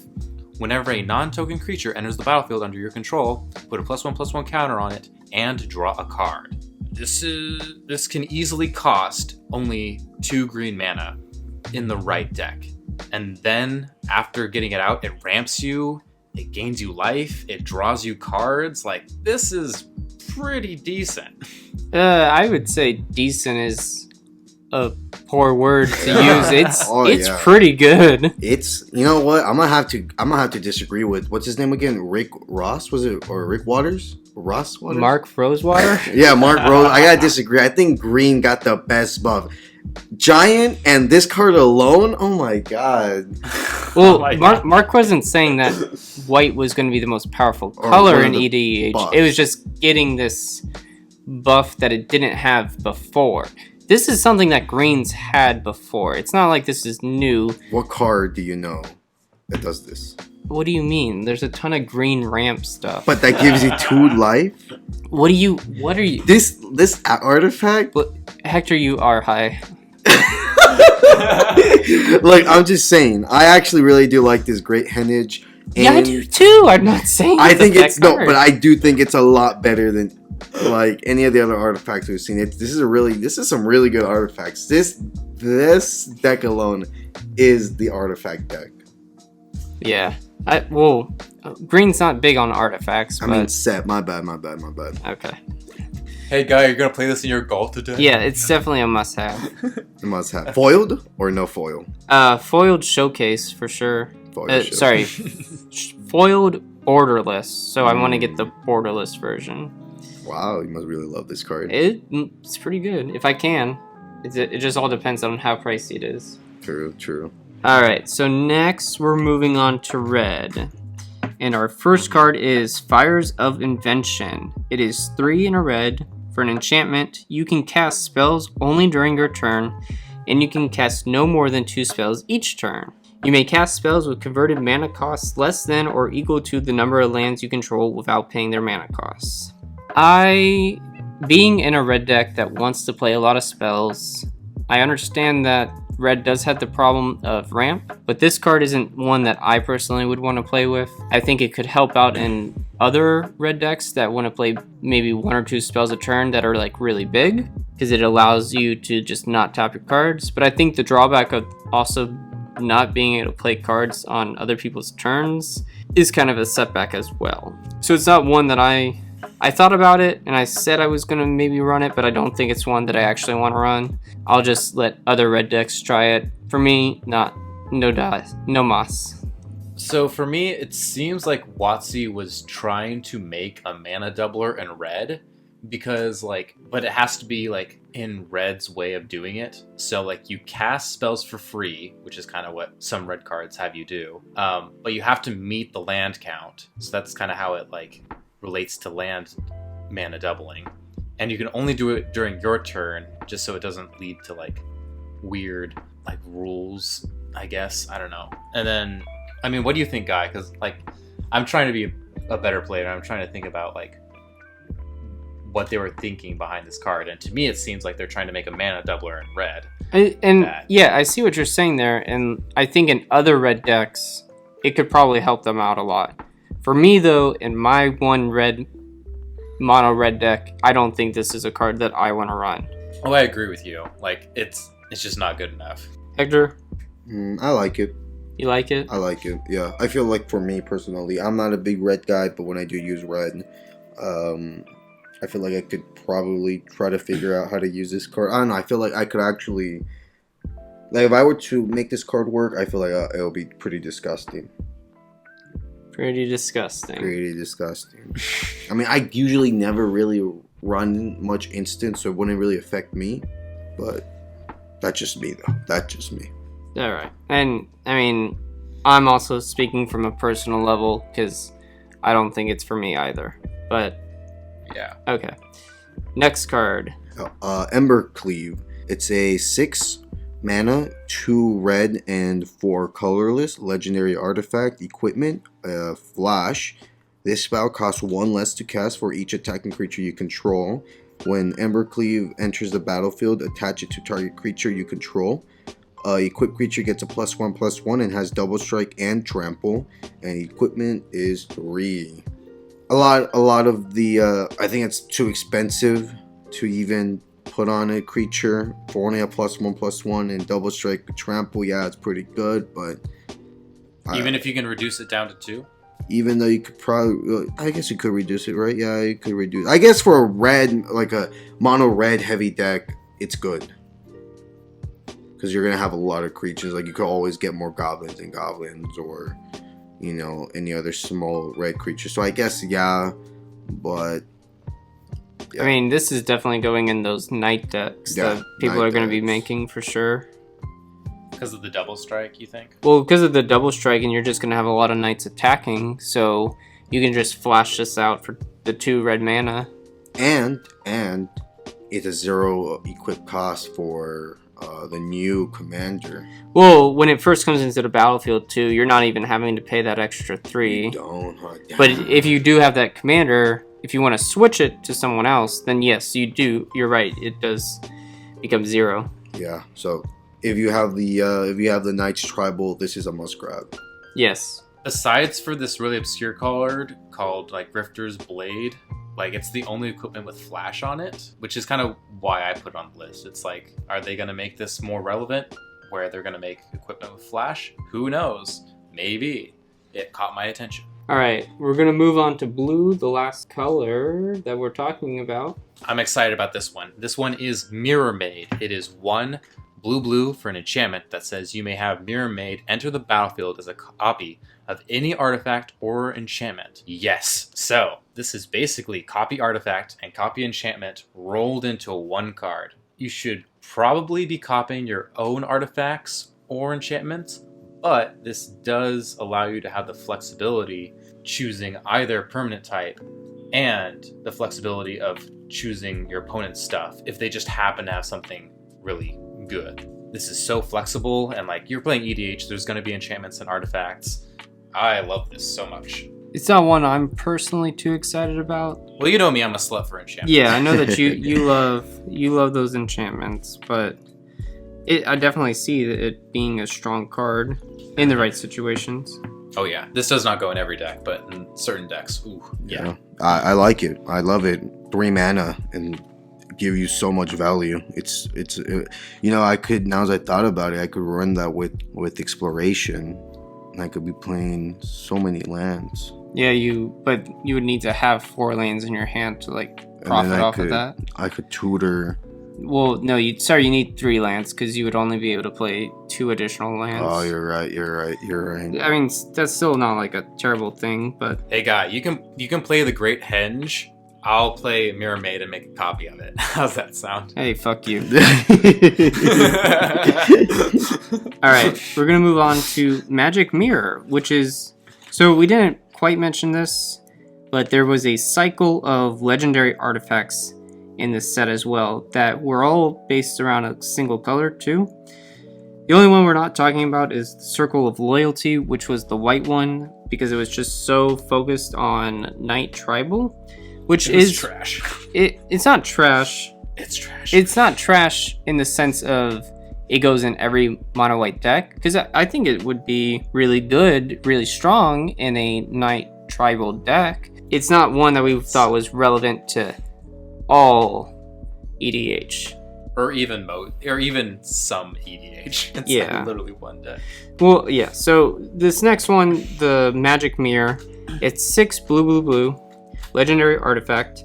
This spell costs 1 less to cast for each instant and sorcery card in your graveyard. You have no maximum hand size. At the beginning of your upkeep, put a knowledge counter on the Magic Mirror. Then draw a card for each knowledge counter on the Magic Mirror. So I think this is good in low CMC Spellslinger decks because then you could get it out probably earliest turn 4, maybe turn 3. I'd have to think about that a little more. So I don't think it's too unplayable since most of the time after turn 4 you'll still be able to play this. I think the only downside is if you just have this in your opening hand. But being able to draw these kind of cards and, you know, having no maximum hand size, it's something that blue definitely like. It's a very blue card. Yeah, the problem I kind of see with this is that it is like even if you do reduce it down, it's still like 3 blue mana.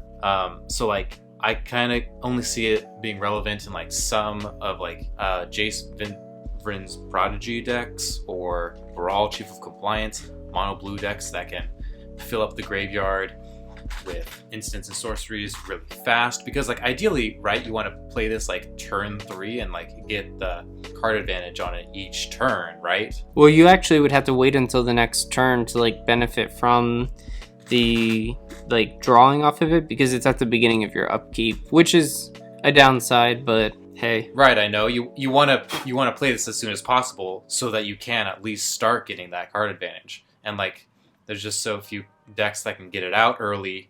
I don't know. Hector, you got anything? I like the card. Like Blake said, I think it's really only good if you have those, you know, instantly or instants and sorceries or Jace kind of decks that you could benefit off this. But overall, it's a great card. I mean, if you could pull it off, you could basically almost have your whole deck on your hand. All right, let's do our last card. Here we go. Last card before we get into what the best card of the set is and the best commander. So we got the only multicolor card that we're going to talk about. Hector? Boral Elder. It's a 3 mana, 1 white, 1 green, and 1 colorless creature, tree folk druid. Vigilance. Boral Elder gets a +1 for each, or +1/+1 for each color among permanents you control. And you could tap the card for each color among permanents you control, add 1 mana of that color. So at the very least, it's going to come in and tap for 2 mana, 1 being a green and 1 being a white. And it'll always have 2 counters on it, because since it's a 0/0, it'll enter the battlefield and then it'll see its colors, and then yeah, I think it's a good low CMC mana dork for those kind of decks that need the ramp. Yeah, like I think it's a good ramp card. It's basically a different Bloom Tender, which is currently like $50. So this is a much more budget version. Yeah, it can just potentially be a 5/5 Vigilance that can tap for like 5 mana main phase 2. The downside is it's a tree folk instead of an elf, which there's a lot of elf synergy and untapping synergy, so you can't abuse that with this card because it's a tree folk. But it's still a budget alternative, and it can still tap for many colors of mana. So that's why it's on the list. It's good. Now we're going to get down into what we think the best new commander of the set is. So we're talking about all the cards that are in the actual set, and we are including the Brawl commanders. Blake, do you want to start? Yeah, so Hector might disagree with me, but I think Chulane or Emery might be the strongest commanders in this set. I'm not really sure which one is stronger, just one of those two. I agree that Emery and Chulane are probably the most powerful. I think that they're going to run into a problem that they are powerful in the sense that they're also kind of boring. Kind of like what we saw with Prime Speaker Vanifar in the Ravnica Allegiance. It was a strong card, but it for sure just wasn't like anything like super exciting. I think Corvold and Sir Gwyn are probably going to be the 2 commanders that we actually see more of. And both of them in their right can also be very powerful. Yeah, I don't know, because I've never really been convinced with the whole argument of like, oh, this commander is boring, but this one isn't, because people are so different and people find different power levels and different characteristics interesting while others don't. So I feel like it might be 50-50 in terms of seeing Chulainn and Emery versus the other two that you mentioned. Because I know tons of people that like literally like built the deck. Like they built a Chulainn deck and they're like, I'm just waiting for the commander to come out.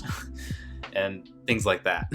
So, and I don't know, I think Chulainn and Emery are different from Vannifar because Vannifar is literally just Birthing pod on a stick, so it's like nothing new. Whereas Chulainn and Emery very much do new and different things that we've never seen before from any other card. Okay. Hector, who would you say is the strongest commander of the whole Throne of Eldraine? Right. I gotta go with either a tie with Gwen, or was it? Alayla? Alayla, there you go, Alayla. Alayla? The fairy warlock? Yeah, so it's either a tie between them. I think they give you a lot more benefit. Their mana cost just gives you a lot of great value. Flying Death Touch Lifelink is always a great combo. And then especially you can make a whole deck with flying creatures and just make them as strong as possible. Definitely I see this being a much more valuable card than Chulainn. I really don't. I think Chulainn's a big time waster for not just the game in general, but just for the player playing it too. I just think it's a waste of money. But you know what? Even though it can consistently combo out and win you the game. I'm just saying, I'm sure you could build him to a very cheesy position, but really, like, everyone's just gonna roll their eyes like this guy. You know what I mean? Sarah Gwen, all around, she's awesome. Like Guy was saying earlier, like she's great for a Voltron deck and a Knight's Tribal. She's great all around. Really like her. So yeah. Cool. It's interesting too that most of the commanders that we talked about were the brawl ones. I think that might also have to just do, in fact, that Wizards was really trying to like push this brawl deck, and they really tried to like make some strong legendary creatures that had a lot of value to them, and that players would then get really excited about and want to build. All right, so now we're going to go into the best new card of the set. Though we aren't going to consider Arcane Signet, just because I feel like that's just a given. Too obvious. Too obvious. For me, I would say either the Great Henge or Oko are the best. And there might be some disagreement since Oko is a Planeswalker, and Planeswalkers aren't always that strong, but I think it can be kind of sneaky and end up stealing permanents that your opponents have that, you know, provide great value, can steal your opponent's commander.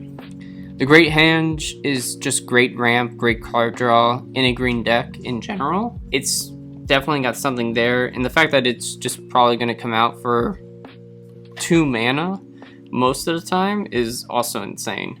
Yeah, so for me, I kind of have 2 answers, like casually, and I'm not too certain on this answer because like once you eliminate Arcane Signet, it's like, well, the rest of them are kind of close to each other. But casually, I think it's the Great Henge because, like you said, Guy, in a lot of EDH decks, you can easily get this out for 2 green mana, and it's essentially, the text that I'm looking at is that draw every time you cast a non-token creature.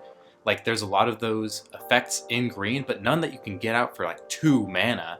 Like that is just so little mana cost for a lot of potential benefit. So that's why I have that. But if you're playing more competitively, I would actually say that Hushbringer is the most powerful card in this set because it has the potential to stop Flash Hulk, which is currently the strongest EDH deck. Even though it dies to removal? Well, everything dies to removal. And that's the joke. Yeah. So, what do you think, Hector? What do you want to say? Wrap it up here. So I'm literally at a loss. So originally I was gonna say that Cauldron of Eternity is one of the best cards in this whole set, but after really like thinking about it, I still think this is one of the best cards. But I also have to give it to Beanstalk Giant for being all around one of the more unique and more, I don't know. Like I really do feel like another ramp card that could also be a crazy threat is Hala just different. Like, I really like that, so I gotta applaud them. But also, the Great Henge, which is an amazing card, and I think I'm just gonna become a dirty green player at this point because I don't think green gets the rap for being dirty. yeah, it's not as bad as blue, but I guess I'm just gonna be a big green boy now. I'm gonna eat my vegetables. Just think about this. You can cast Beanstalk Giant, and its power and toughness are equal to the number of lands you control. You have a bunch of lands, right? So you play that, and then it's really big, and then you play your Great Henge for 2 green mana. Look, that's such an amazing combo. I can't believe. Look, I really do think white did not get the buff on this set. I really do think it's green. The only good thing about white is the Hushbringer? Yep. Which is pretty cool. And another interesting fact I want to point out is, what was the one with the scary art? The one with the lips? Hushbringer. Oh, no, not that one. Love's First Kiss or whatever? Oh, Love's First Kiss. Right, you said that was the only... They also have Lovestruck Beast, which I forgot about, which was one of the earlier creatures they showed. That's true. Okay, so maybe those were the first 2 cards that had love in the title. Well, first set to ever have love in the title. Yes, but that's kind of like a really Arthurian, Camelot, Grimm's fairy tales, because a lot of the times it's like the prince saves the princess by true love, shit like that, you know. So Such a romantic. yeah, it's a romantic thing. Okay, so we're gonna wrap up here. Thank you very much for listening. We hope you enjoy. You can find us on Twitter at the Wizard Staff 101. We're on Instagram, the Wizard Staff 101. You can email us at thewizardstaff101@gmail.com. Hector runs a stream, Powerpuff Boy 4. Plays some Overwatch, plays some Magic Arena. So if you want to watch him, go for it. Thank you very much for listening, and we hope you have a great night. Peace. Bye.